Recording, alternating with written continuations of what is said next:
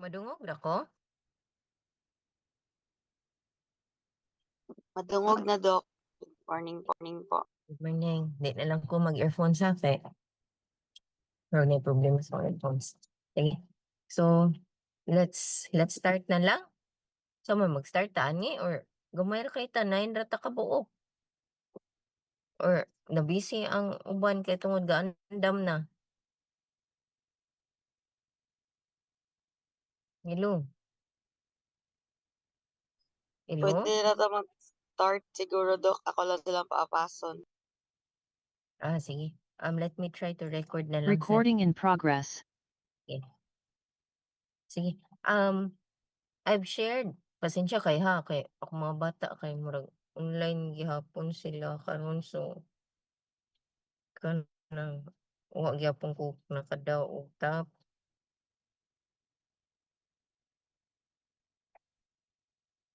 dali lang.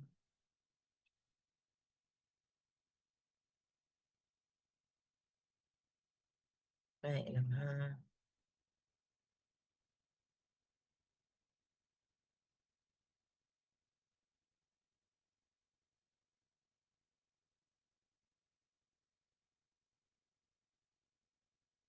Okay, sige. Wala yung message. So, I believe makita ra akong screen? Makita ra? Hello? Hello, makita ra akong screen. Yes, Dok. Okay, sige. So, I've posted this Google Classroom, no? So, let us utilize the slides as prepared by Engineer De Pedro, no? He is currently the ASEP CPD committee. I find the slides really straightforward and kanang nindot siya og pagka-present ba, no? So, we will be discussing today kaning retaining walls, no? Concrete retaining walls, no? Na nakaskip ta. I think we have a few topics left and this will cover one of the whole topic, no? So we have here concepts, the code stipulations, and some examples. So here is the presentation of the outline. So, what are retaining walls? Are we familiar? What are retaining walls? Hello? Kihano? Are we familiar, Kihano? Yes, no. So, I do. unsa may purpose sa retaining wall, Kihano? Basically do akong nasabtan is kaning walls nga nag-prevent ay nag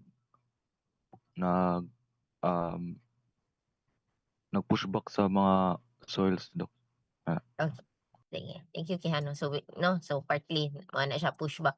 I think the term is murag gi-change lang ang retain to pushback, no? That's why it's called retaining wall because it's trying to retain, no? From the word itself, retaining walls, trying to retain some soils, no? So it should have been there, but due to some developments, no? So gitangtang ang portions of the ground structure, no? So mo soil structure gitangtang siya for the kanang development of the area.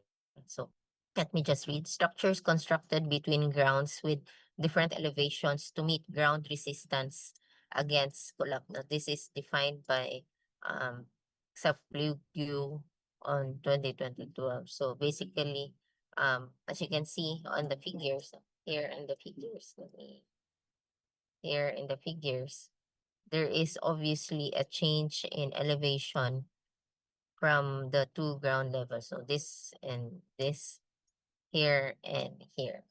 So it stabilizes soil, levels ground, and contributes in erosion control and contributes in aesthetic landscaping. So basically, yes, for majority of its purposes, it's for some form of development diri sa Ubos, may it be kanang construction of a high-rise building with with basements, no? So obviously, if nothing basement, there would be difference in elevations. But for some reasons, no, other reasons, there are other also purposes of the retaining wall, such as erosion control, no? So kaning ato ang mga flood control project, di ba? Naman ay mga retaining wall sa kilid, no? Sa katong asa nas Mandawi, Mahiga ba na nga sana siya. Karang sa Mandawi dapit sa Biswiko nga intersection, no? Dapit may API. Taas kayo ang retaining wall, and majority of which kani mura ni siya flood control, no? So you are preventing the erosion of this mass of soil from the current, no? High elevation and low elevation current, and especially when it's high elevation and at yes, considerably strong velocity during rainfall events, no? And sometimes they're there for aesthetics. So among the most frequently used earth retaining structures, they give ease of construction methods and depends on the availability of materials and economic potential. So there are many types of retaining walls. No, you have your steel, your sheet piles. For this, we have our reinforced concrete walls, and there are also mechanically stabilized earth, no? So, katong MSE is more on the aesthetic purposes. It actually depends on the length of your project, no? Length of your project, the height of your project, um, the the situation of your project, no? It's what are the possible kanang causes nga makabugguba siya. Is it near a fault line? Um is it do you need flexibility? Ano, may nana nga mga things, or kanang highly corrosive ba ang soil sa area due to mga high high mineral content, or kanang mga some mineral nga present sa area, no? Kanang let's say highly ferrous ang taas og ferrous content ang kanang area. Asa na mga area taas og ferrous content kanang mupuan na ang mga soils man, no? So inana siya, so naa siya mga highly corrosive na mga kanang chemical composition daan na innate sa imong soil. And maybe that would lead you to go to alternative materials or alternative retaining wall systems, because maybe the RC system would not be best suited for the situation. Okay, let me go to the next slide. So here are the types of retaining walls, no? So simplified explanation of typical retaining walls. You have here your usual gravity wall, no? So it's coined as gravity wall because of its massiveness, no? Massive kay siya. So meaning kani siya dako kay ni siya in such a way, dako kay ang imuhang weight, no? So dako kay imong weight. So ang weight nimo diri usa sa nitabang nga ma-retain ni ang imuhang force gikan sa imuhang soil. Ngano man, for one, no, kung maghunahuna mo gud tag naa ni nga force, most likely we need a horizontal force to balance this out, no? And we know for this to move, there is a friction force nga mo resist ani nga force. And how is friction force calculated? It's a factor times your weight, right? So it's dependent on your weight or your mass of your wall. So for this case, we utilize the gravity for the massiveness of your wall to counter the force of your retained soil, no? Then you have your piling walls, no? So typical of this is your mga sheet piles, kanang mga sheet piles nato sa flood control, no? Flood control. Hinumdum mo atong naay mga project nga, let me see, let me kuan ngita tag flood control nga image para makarelate mo. Flood control means sheet pile short. Man kani siya. Ang daghan gyud kayo. Asa man to. Kato bitong mga makita na ang salaw. Asa to siya? Anong mga tarong man ni ilang gipakita kani. No, so kani siya. This is an example kani, no? Ani. Anong makaingnon man ta nga wala siya'y gamit. Ano makainom ta siya wala siya'y gamit. Can we have Joseph? Joseph? Hello? Si Joseph? Wala si Joseph. Can we have Tibon? Tibon? Wala sa si Tibon. Nana to si Joseph, no? Joseph? Choppy ka, Joseph? Yes, Doc. Oh, okay. Sige. It's okay. How about Ruiz? Nas Ruiz? Yes, Doc. Good morning, Okay. Doc. Good morning. Ngano makainom ta Ruiz nga wala ni gamit ang kaning flood control nga picture nga itong nakita dere. Ang Doc, dada kay maybe because the water di siya maabot sa kuan sa ayo. Like, wala siyang reach, ana. Okay, sige. Thank you, Ruiz. Okay, sige. So, this is the concept of the piling wall, no? And an example of this was early shown as the sheet pile, no? Sheet pile. Ang ending ani sa picture ganiha, nga ni dire, 'di ba? Nga ni dire kay naa kay water level unya naay gap in between niya. Naa diha ang sheet pile sa babaw. So, if you notice ang usa sa gi-question og maayo sa kaning flood control nga sheet pile is naingon nga patangtanga kog usa ka buok para ato ang matest, no? Matest ug unsa sa kalawmon because ang mechanism sa sheet pile is imo siyang iugsok diha. That's why imo siya iugsok, no? Imo siya iugsok. Ang imuhang pile sa ubos is actually calculated.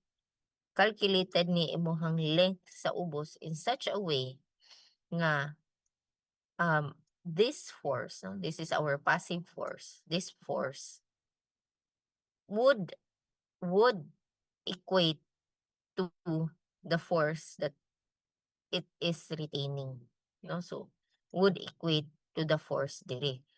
So if you notice ganiha nga putol siya diri, wala siya purpose, no? Walay purpose, mahugad to ang nangusog ang naas taas. Kay ngano man wala man ni nato na develop nga force diri sa passive end, right? So ina na siya. So you need to embed it deep. You need to embed it deep para ma-resist ni siya, no? So mura siya ga-cantilever action ba. So para mapugong ni siya, obviously imo ning palawman para mupugong ni siya. Kay mahug nga aswell ka ni siya, no? Pugong sa ni siya.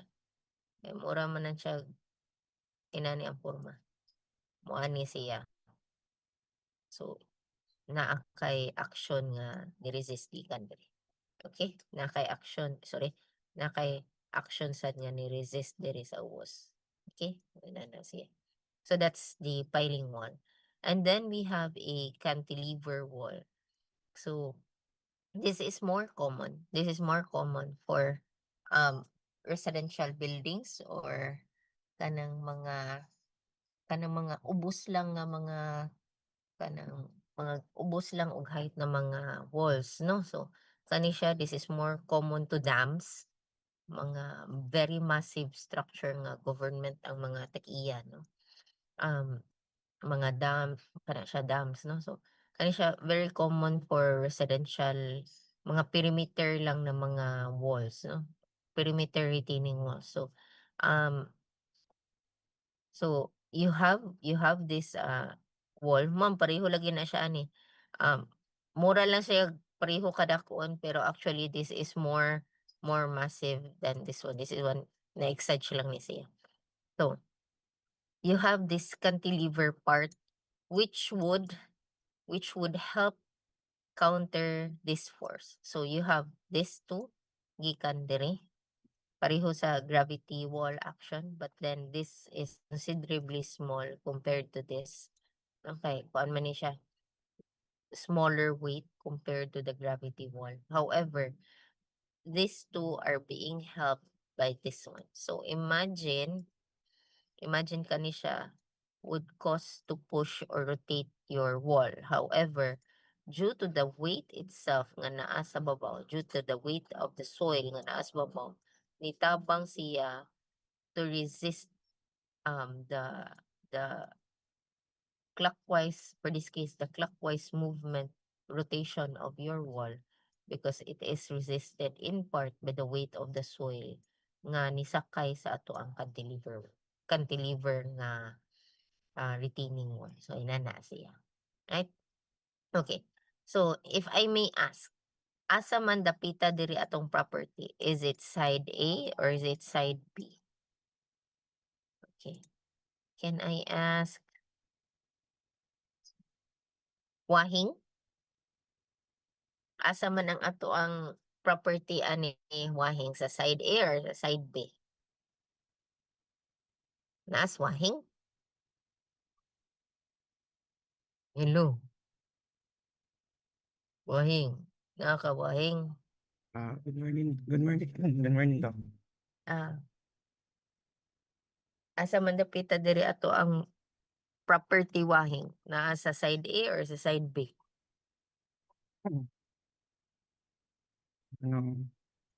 What do you mean by the property, Doc?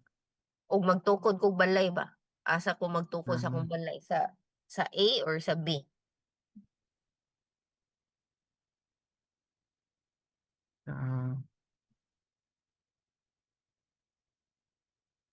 Sa B, Doc.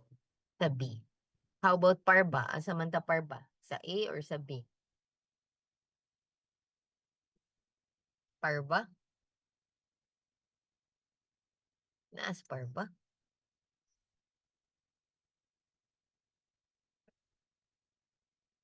Yes, Quinones? Sa side A, Doc. Sa side A. Okay, sige sir. Sige, nag-message day si Parba. Okay, sige, thank you everyone. Actually, it would be inside A, no? Ma'am, nganong sa side A man, ma'am? Nga, kanang, hamis man kay diri. So, ngari ko magtukod og balay. No? Kaysa ngari ko magtukod sa akong balay. Please take note nga, any construction ninyo, hantod langit. As long as nana sa inyong property, it is allowed. But construction on the property of the neighbor is not allowed, no? So if ang imuhang cantilever naa diri nga side, meaning ang imuhang property line naa ra diri kutob, no? So dili ni imong property. So ma'am, unsa man among buhaton, ma'am, if gusto mi nga ngari mi magtukod, then baliha inyong cantilever, no? So ani mo ana ngari ang inyong tiil. Unsa may consequence ani niya nga naa diri inyong cantilever. Ang consequence ani niya mugamay ni nga force kay tungod gamay na lang nga soil ang nagpatong sa inyong cantilever end. But then again, we need to follow kaning pamalaod, no? So, di ka pwede nga, ma'am, okay siguro na ma'am uy nga, okay ra siguro na ma'am uy nga, ngari ko magtukod sa akong balay pero kanang ako ang cantilever na dira. Dili ka kasulti, no? Kay basin niya unsay wa ka kabaw ba unsay plano sa silingan basin daig mag-basement na siya glawom kaayo diha. So, ma-endanger ang imuhang structure kay ilaham gyud ang putlon kay nganong ni kuan man ka nilapaw man ka. Di ba di naman imong property, no? So they have the right to make putol this one. And wala sila liability whatever happens to the unbalanced na mahagbilin nga wall. So inana siya. Okay? Sige. And then we have your anchored walls, no? So, ma'am, unsa may nakalahian na diri sa piling wall? They're the same concept, no? You need some amount of embedment to have this resistance. Pero nawagtang ni siya because dili naman kayo lawom ang ato ang retaining wall. This resistance is helped by an anchor. Gitabangan siya og anchor, no? So naa kay usahay this is ang uban nails ilahang gamiton.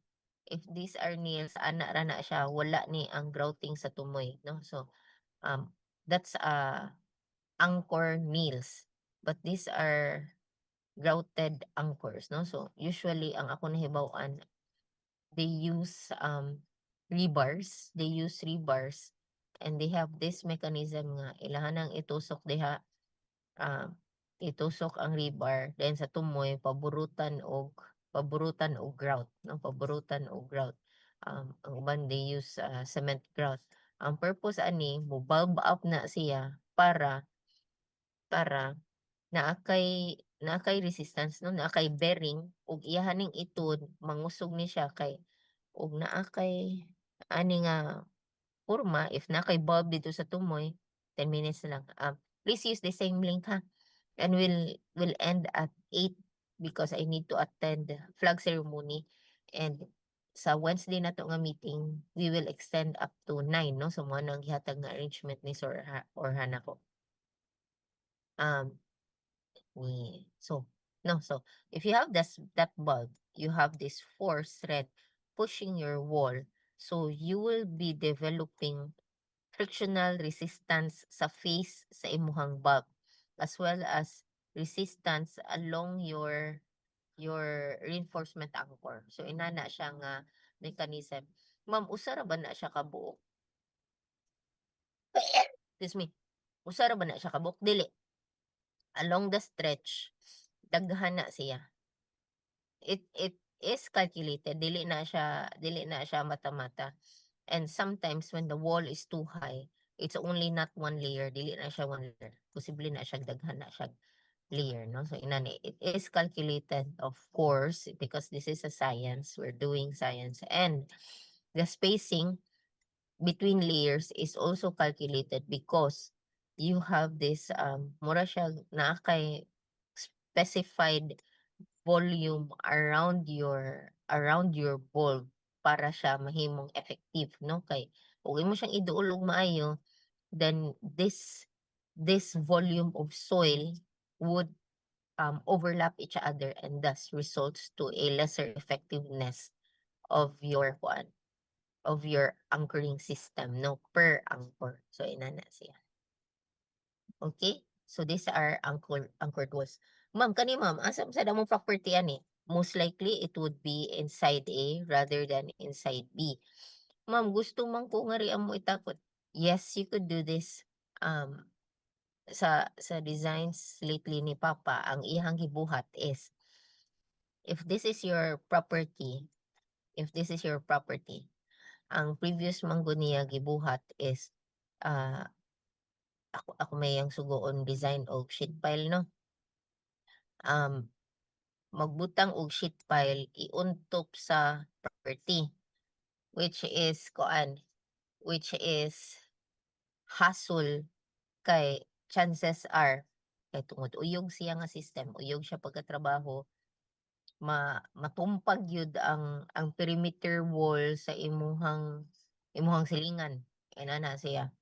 And chances are naagyoy offset gamay, no? Offset gamay. Di yun siya zero in kay tungod na kay presence of the pile. Usahay manggod dili na tangtangon ang sheet pile, no? Kay ang sheet pile usually pang temporary ramang gyud na siya, no? Kay tungod chances niya nga magtaya, inana ba? So after the sheet pile nga ra itukod ang RC retaining wall. Ma'am ngano inana man? Because unsa man nimo paglatag sa imuhang kabilya ug walay nagtemporary o pugong sa imuhang. So if this is ana na kay sheet pile diha, dayon magtukod din ka sa imuhang retaining wall, no? Ana. Ma'am, nganong mag-inana pa man ma'am, mag-sheet pile pa man. Unsaon nimo, we have to note that for our RC system, maglatag pa tag kabilya una before masa. And we need to cure this for 28 days before it can gain its full strength, no? So, unsaon man nimo pagpugong diri sa imuhang soil nga nagkaut man kag lawom kayo, let's say it's 3 basement level. So per level is around 2.5 meters. So that's around 7.5 meters for a 3 basement level. Wa pa nailabot sa imuhang mat footing. Let's say mat footing nimo moabot og 3 meters. So that's 10 meters of height of unretained soil if dili ka magbutang og temporary nga sheet pile. No, so unsa man kanang magsalig lang bata sa atong prayers nga dili mag-uwan, no? Magsalig lang bata nga that's a very high risk, no? And some geotechnical report for very stiff soil, they only allow a vertical unsupported, very stiff, ha? Please take note, it is stiff, very good quality soil, no? So very stiff soil, they only allow a vertical cut, unsupported vertical cut of I think around 2.5 meters or 3 meters, ana lang, no? That is considering it's very stiff and dili well kuan siya. Well kanang maayo ang drainage ba, no? Well drained siya nga in case ug mag-uwan dili mo hagpa ang imuhang unretained soil, no? So inana siya. So balik-balik, no, ma'am, nasaag na sa ka. Okay, so pwede ni siya. So what we do recently, na i-design nga 30-story building. So if this is the perimeter, muning perimeter, wala na namo giuntop, no? Wala na namo giuntop. So before ang poste naa diri giuntop siya sa property. So karon wala na namo siya giuntop. Ang among gi-design, si Papa din nag-design, no? Sa mga tagas dili pa man ko si Papa pa man na. So ngari siya i-offset siya. Dayon ang kani nga side cantilever na lang. Kay ngano man para pwede ta ang atong piling naa diri at the offset so that we can dili mabalda ang silingan kay naay offset usa. Ikaduha, you can do other systems nga pwede ta mag-anchoring diri sa side nga dili pa makaabot sa silingan, no? Obviously dili ang imuhang length sa imong anchoring mechanisms dapat dili ang length niya should be controlled nga dili siya moadto sa pikas nga property. Posible ba na? Yes, because you are the designer. Posible mubo pero ang imuhang resistance contributed by the length of your rod would become minimal because again your L becomes shorter. So ato ang counter ani is magdaghan lang ka og anchoring system taking note of the distance kay effectivity sa imong katong bulb is should also be considered. Ano na siya. Okay? Papalo pa ta guys. Thumbs up be. Let me see your thumbs up. Si Antoinette ang nakapalo. Okay, sige. Okay. There's 2 minutes left in the meeting. I'd like to end the meeting purposively para we can refresh it and start on this new slide. Is it okay? Okay ra? Okay, sige. Please come back using the same meeting ha. Meeting link. Sige. Bye-bye.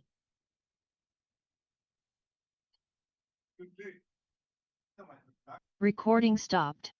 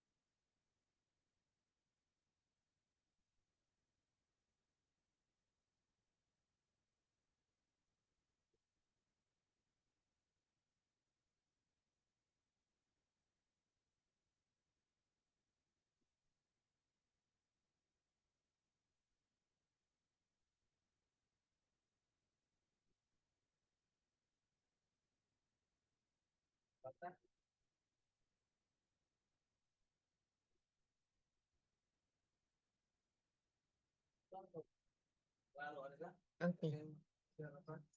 Okay. So let's have the parts of a cantilever retaining wall. So we have here the active side. So your active side of the wall where there is an active pressure which causes the wall to move against the soil mass, no? So mailhan na siya active side because usually it has the more higher elevation. Change my pen. More higher nga elevation. And then we have the passive side. This is the side where side of the wall where there is passive pressure which pushes back the wall. So this is our passive side. May I ask, na-discuss na ba ni sa geotech nga class?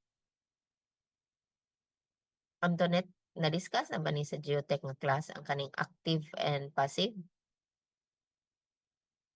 Wala, Dok, pero naa na siya sa amo ang hydraulics. Dok, katong mag-solve mi og kanang sa hill og sa tow, Dok ba? About sa dam, sa no? Okay. So, initially na namo ani no? Nga kuan discussion nga kaning Yes, Dok. cantilever. Pero dam lang to Ay, siya. yes, Dok. Okay, maayo. So it's very similar concept no. So di na lang day ko mag-detail ang discussion. So we have this part as the heel and this part as the toe. Ug natiil pa natiil pa ni sa tao. So nadiri mong tuhod no. Nadiri imong tiil. Toes, no? Toes. So this is your toe, this is your toe, and this is your heel. Ni ang retain nga soil na gatalikod ka sa gi-retain nimo nga soil, ana siya. And then we have this shear key. So this would be your stem. Your stem is technically the vertical segment nga nagpugong sa imong active side. And then this is your footing or your base. Then from where your toe is a part of and your heel is also a part of. And then we have this shear key. The big purpose of the shear key is to give shear resistance, no? Because chances are posible nig motuyok ang ato ang system or posible ni siya slide, no? And this sliding is resisted by our shear key. Okay. Then we have the loads acting on our concrete cantilever retaining wall. Na-record ba nina ako?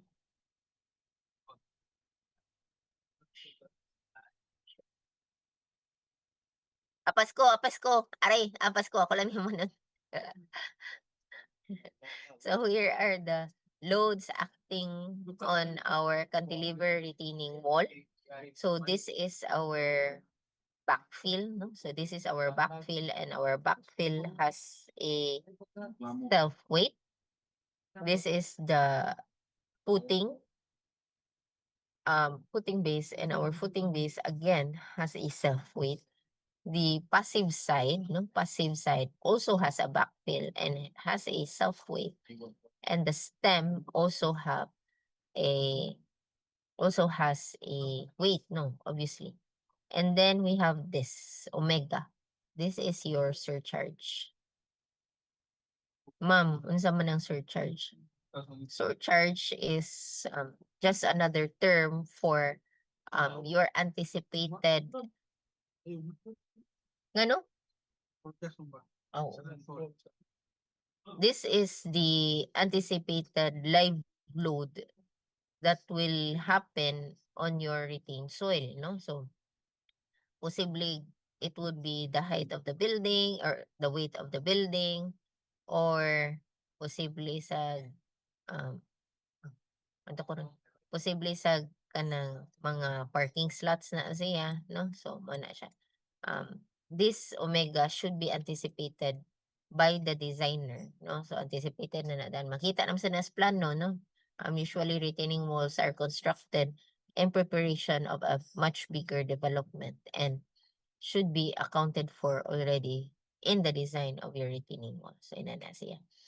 So we have here the other forces that we will be working on aside from your weights, no, and self weights. One is your resistance, no, atong mga Q max, Q minimum. I think we're very familiar with this for the isolated footing case with moment. So obviously we will have a trapezoidal or triangular soil pressure distribution because there is this moment action coming from your backfill, no? And then we have your passive soil pressure. I think this looks very familiar. So this is calculated using your KP, your passive soil coefficient, unit weight of your soil, and the height of your passive soil, no? So that's taken as the top of the passive soil side nga elevation up to the bottom face of your footing. Then if we have the passive soil pressure, we also have conversely your active soil pressure. So the same more or less formula, but we change the KP into your KA, which is your active soil pressure coefficient. The same gamma H and the same gamma and the same height. No, for this case, it would be the total height of your wall, which is the stem plus the thickness of your footing. Similarly, we also have the pore water pressure or hydrostatic pressure in case we anticipate a high kanang ground kanang level say tawag ninyo level water level no high water level. So we also include that, and that is taken as gamma WHW. So there's no coefficient, no. So basically it's just gamma H. And then this surcharge is translated to a uniformly distributed pressure. So this is your surcharge pressure, and it is equal to your active soil pressure coefficient times omega, which is your um your your value for your surcharge. Okay? Guys, mag-plug ceremony na mi ba? Okay ra, we end at slide 6 and we continue with slide 7 come Wednesday. I hope it's okay. Ako na lang diri sa opisina. Yes, Doc. Okay, can I request everyone to please turn on their camera? Attendance ta. Amping mo sa bagyo. Charge daan ang phone. Andam tubig. So tomorrow di ta ka klase no. Maghatag lang kog async activity ha. Yung maghatag lang kog async activity to do. Murag na apam siguro pending ka nang ipa-report no. Okay, smile. Okay. Thank you everyone. Amping mo. Tomorrow Thank we'll you, have Doc. async Amping sa lang. Sige. Tomorrow we'll have async lang kay ang bagyo masud man daw karon gabi no? Para kuan mag-andam ihong focus kay on preparation and kuan survival. Sige, bye-bye. God bless. Amping.